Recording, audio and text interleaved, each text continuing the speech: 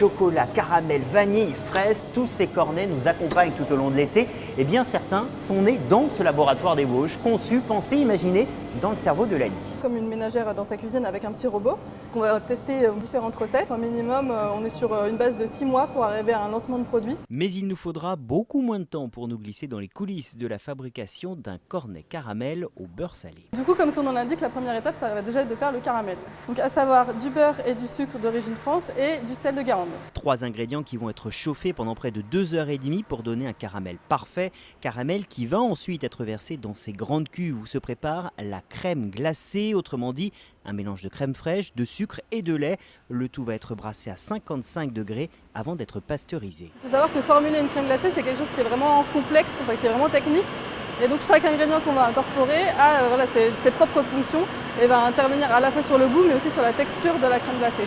La crème glacée est donc terminée. On va désormais la laisser se reposer toute la nuit dans cette grande cuve. Pendant 12 heures, elle va développer ses arômes, sa texture. On la retrouvera donc demain matin pour la mettre en cornet.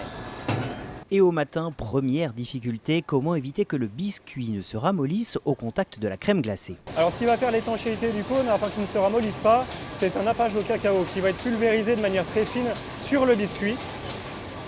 Et il se retrouvera de manière uniforme sur tout l'intérieur du biscuit. Un cornet étanche que l'on va donc pouvoir remplir de crème glacée, mais aussi en son cœur d'une sauce caramel coulante, le tout avec la fameuse volute si caractéristique du cône. C'est-à-dire que la volute, c'est ce que va retrouver le client dès qu'il va ouvrir son cône.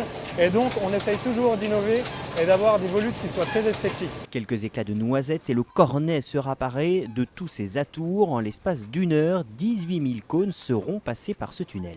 Ils sont rentrés dans ce tunnel à une température de -5, -6 degrés à peu près. C'est la température à laquelle on fait la crème glacée. Et donc là, ils vont sortir à une température aux alentours de -25 degrés.